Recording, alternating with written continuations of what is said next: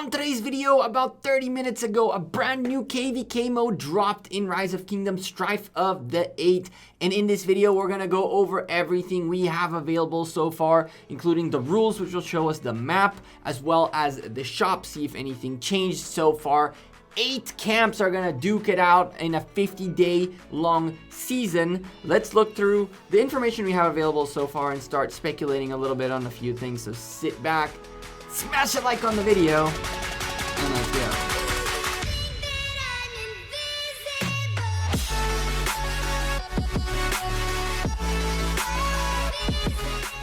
Hey there YouTube, welcome back to Gekko Gaming. Oh my goodness. Cena in squad said the new KVK mode dropped. I was like, where? I made an account and bam, there's a new KVK mode available in Kingdoms 600s plus, which is kind of nuts.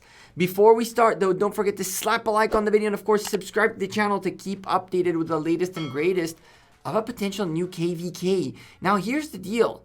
I am in Kingdom 2 thinking that this event is going to happen there. But now this is going on in the 600s and it's the first time they are, I guess they are the test subjects this time around. Interesting stuff. We need to see what is going to be the future of our jumper now that we wait in K2 for this event. And let's take a look at what we're going to run into. So this is a 50-day, 8-camp event. If we take a quick peek at the shop first, you're going to see that everything remained the same. And the cool thing about this shop is that it's essentially the same items in the same in the same everything. So you can actually get your 5 coins from Heroic Anthem and then come into this event, get 1 more coin and unlock the skin. So all of a sudden, saving coins for potential more blueprints later on and for getting the legendary skin has become a real interesting thing because now you can actually get it done. You don't really... Personally, me, I will not need another dagger or another horn anytime soon. I'm going to make 1 of each and that's it. And then on the big account, once we get here, I'm just going to keep saving to end up getting a proper skin again. And so I like this. I like this a lot. It's the same items and you'll see what I mean once we go through the rules. Now, this is all we know so far out of this event. It looks like they have made a little bit of a mishmash of the things that we already know, and we're going to go over things, see if anything changed along the way. So, the barbarians controlled their ancient land, holding the state of chaotic anarchy. In the name of our ancestors, we should drive out the barbarians, blah, blah, blah, blah, blah, blah. We have bastions. Bastions spread throughout the Lost Kingdom, each of them led by a commander and their troops. There are 12 commanders in governors to go find. So it's down from 14 to 12 bastions on a map, or total different bastions of commanders. Complete quests from bastions to gain favor and then level up, blah, blah, blah, blah, blah. But you increase the crystal mine work speed. Uh-oh. Yup. In this event, again, in Strife of the 8, we will once more have crystals in play. By the looks of it, Rise of Kingdoms are shifting towards crystals being a permanent thing that you every time have to invest in again and again. I am not a big fan of this at all. They need to figure out a way to make it so that, you know, the crystals remain with you to an extent. Because folks spend a lot of speed ups and a lot of money on crystals for one event and then all of that goes away. The crystals I can understand. The speed ups you used on researches I cannot. But unfortunately, the crystal mine remains with us. And so does the crystal research building. You essentially get these crystals. Upgrade the crystal mine to increase the maximum amount. And you earn crystals. What do you do with them? We don't know just yet. But there's a couple of things that we already know how this works. Crystals give us resources and all that good stuff. But anyway, resource protection during the season. Crystals cannot be plundered by attacked or sent as aid. And at reset, crystals will be removed once the season is over. Crystal Mines Crystal Research Center and any affecting research completed therein will be reset and removed. So this tells us the research technology stuff with crystals is in this KVK mode as well. Ugh.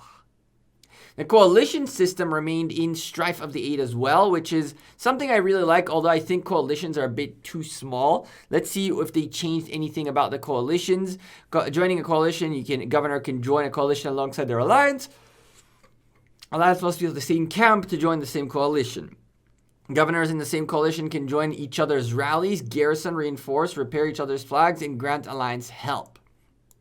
After the past glory event is over, coalition members can teleport into any member alliance territory. All coalition members share the rewards. Boosts are shared.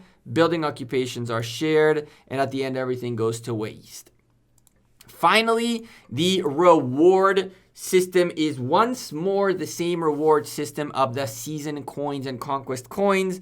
By the looks of it, they maintain the same thing, and again, saved coins, unused season coins and conquest coins will automatically be saved for next season, and these are the same exact coins from Heroic Anthem, which means there's no like this mode's coins and that mode's coins. Essentially, every time you play KVK from now on, you're going to be picking up coins, which you'll later on be able to exchange. Some items you can exchange within the KVK, and some will take you a couple.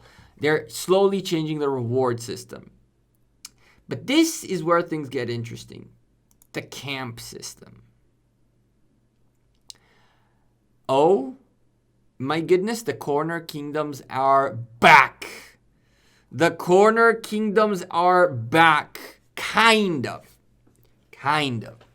Because Lilith finally addressed the most important problem of corner kingdoms, which was the ability to 2v1 a kingdom.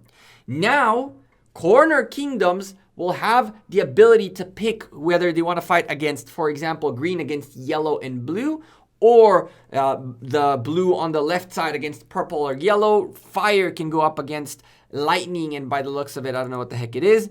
But now there are corner kingdoms. The zone 5s are split, where you could potentially do 2 kingdoms for access to zone 5. However, you cannot get into zone 6 without access to zone 5. Which means, unless there is a direct pass into zone 6 for the middle kingdoms, this thing right here, which I do not believe is a thing. If there are passes in here, this is nuts, because these guys are guaranteed a zone 6 while these guys have to fight for it.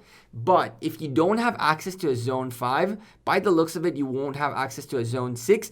And realistically speaking, this map is truly going to be wars every single zone. You're never going to have a safe zone beyond your initial zone unless you are next to an ally. And so by fighting in the corner kingdom, you're going to have to fight either sides. Once you get there, either of those sides, if they're against you, for example, still have access to get in here and in here through the passes, so you're never 100% safe. From here, you got to make your way out into this zone where another conflict could potentially happen. So every single zone, a conflict can happen. And if they make it, and this is speculation time, if they make it like light versus darkness, where you cannot fight between these zones before Kingsland, what would realistically happen is these sides would fight each other, these sides would fight each other, these guys would fight. 4 final zone 6s would be ready to rock and roll, and then a potential of a 1v1v1v1 or a 2v2 or a 3v1 or whatever it could be in Kingsland for a final fight. This map layout is actually looking very, very solid. However, it doesn't look like there's a lot of space on the map, so if you're in a big kingdom, this could be a little problematic because it looks like all zones are much, much smaller. The fire camp, Earth Camp, Wind Camp, Water Camp, Greenwood Camp, Daybreak Camp, Midnight Camp, and Thunderbolt Camp are the 8 camps that will be on this map. And I am actually very excited to see more about this event. Now, unfortunately, I don't know if I'll be able to even make it to a kingdom with a farm that can get into these things, but we'll see. I hope it arrives in Kingdom 2 very soon and we can do Strife of the 8 as well. But for now, I'm Gekko. I'm out of here. I appreciate every single one of you. Drop a like on this video and subscribe to the channel. Let me know in the comments down below any speculations. What do you think? about this event and all that good stuff. Whatever y'all think about this event so far in the comments down below, and I'll be interacting with y'all there and of course in our Discord. I'll see you all sooner rather than later. Have a great rest of your week and take care. Peace.